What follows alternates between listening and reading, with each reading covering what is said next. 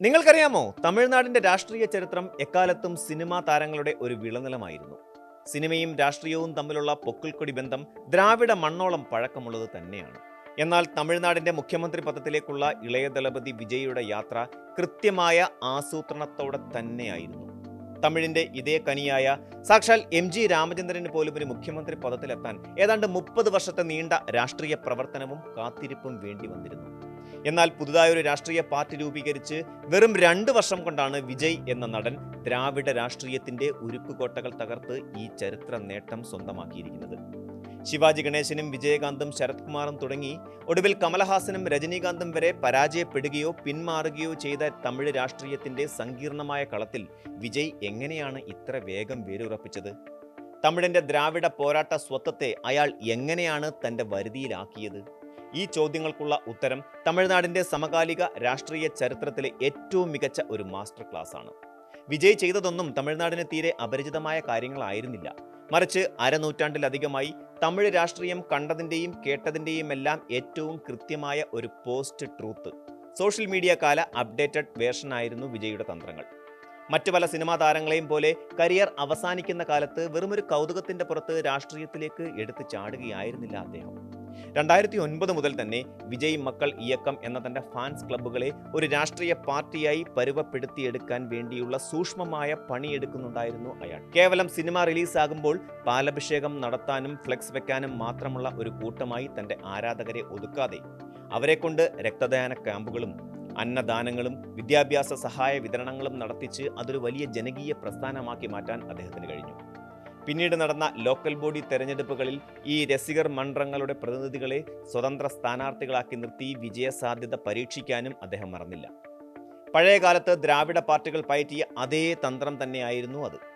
രസികർ മണ്ഡലങ്ങളെ ഒറ്റയടിക്ക് രാഷ്ട്രീയ പാർട്ടികളായി പ്രഖ്യാപിച്ച് ജനങ്ങളെ പരിഭ്രാന്തരാക്കാതെ രസികർ പോലും അറിയാതെ അവരെ പതിയെ രാഷ്ട്രീയത്തിലേക്ക് ഇറക്കുന്ന ഒരു ബൃഹത്തായ പ്രവർത്തനമായിരുന്നു 1.5 പതിറ്റാണ്ടായി തമിഴ്നാട്ടിൽ നടന്നുകൊണ്ടിരുന്നത്.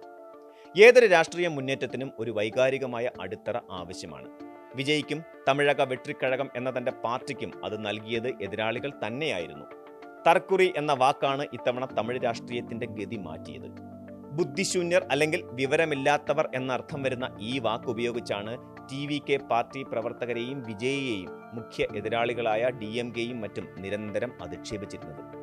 എന്നാൽ ഒരു മികച്ച രാഷ്ട്രീയക്കാരനെ പോലെ വിജയ് ഈ അധിക്ഷേപത്തെ തന്റെ ആയുധമാക്കി മാറ്റി. പൊതുവേദികളിൽ അദ്ദേഹം ജനങ്ങളോട് ചോദിച്ചു, ഈ ജനങ്ങൾ നിങ്ങൾക്ക് തർക്കുറികളാണോ? വോട്ട് നൽകി നിങ്ങളെ അധികാരത്തിലേറ്റിയ ജനങ്ങളോടുള്ള നിങ്ങളുടെ മര്യാദയും നന്ദിയും ഇതാണോ? ഈ ചോദ്യം സാധാരണക്കാരുടെ ആത്മാഭിമാനത്തെയാണ് സ്പർശിച്ചത്.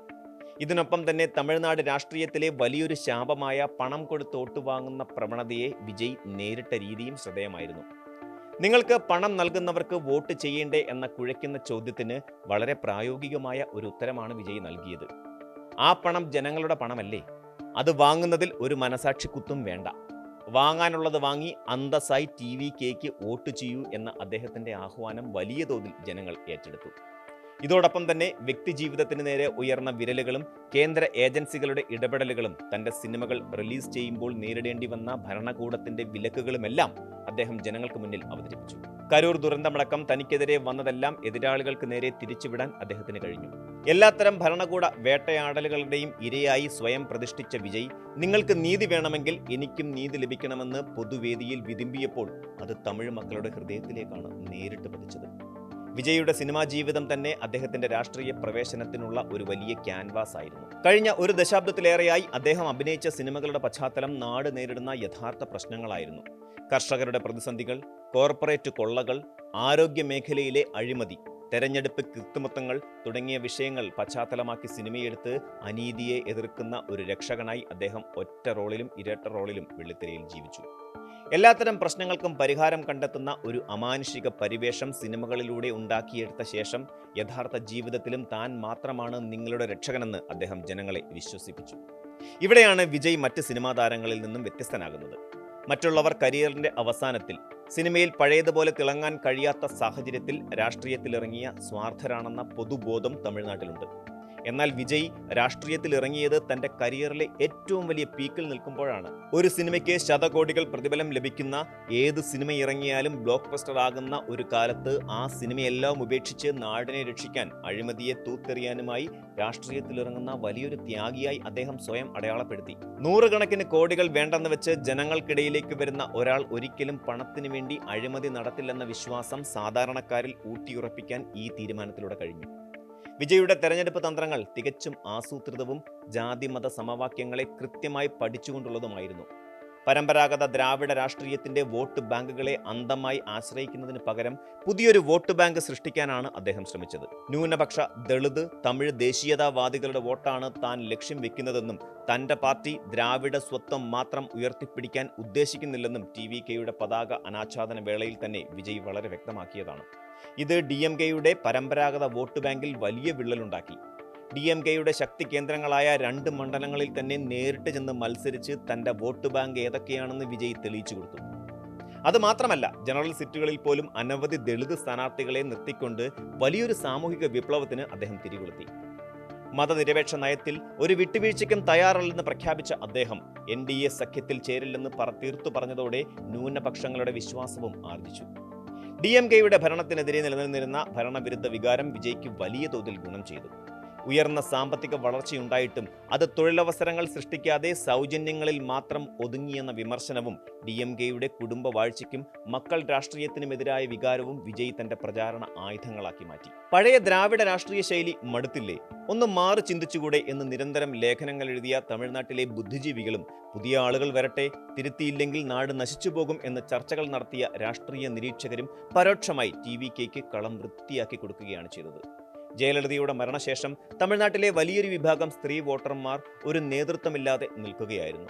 പിന്നീട് ഈ വോട്ടുകൾ വലിയൊരു പരിധിവരെ DMKയിലേക്ക് പോയെങ്കിലും അവർക്ക് വൈകാരികമായി അടുക്കാൻ കഴിയുന്ന ഒരു നേതാവിന്റെ കുറവുണ്ടായിരുന്നു.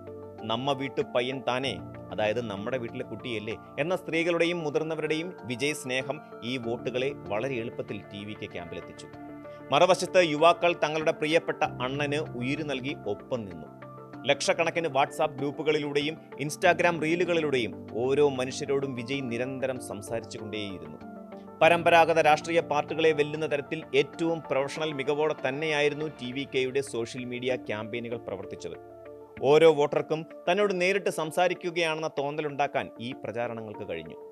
രാഷ്ട്രീയ രംഗത്തേക്ക് കടന്നു വന്നപ്പോൾ തന്നെ DMKയെ തന്റെ മുഖ്യ രാഷ്ട്രീയ ശത്രുവായും BJPയെ ആശയപരമായ ശത്രുവുമായാണ് വിജയ് പ്രഖ്യാപിച്ചത്. ഭരണകൂട വിരുദ്ധ വികാരങ്ങളും ജനകീയ പിന്തുണയും ഉപയോഗിച്ച് രാഷ്ട്രീയ ശത്രുവായ DMKയെ തമിഴ് മണ്ണിൽ വീഴ്ത്താൻ വിജയ്ക്ക് വളരെ വേഗം കഴിഞ്ഞു എന്നതൊരു വലിയ യാഥാർത്ഥ്യമാണ്. എന്നാൽ അതിലും വലിയൊരു ചോദ്യം തമിഴ് രാഷ്ട്രീയത്തിന്റെ ആകാശത്ത് ഇപ്പോഴും ബാക്കി നിൽക്കുന്നുണ്ട്.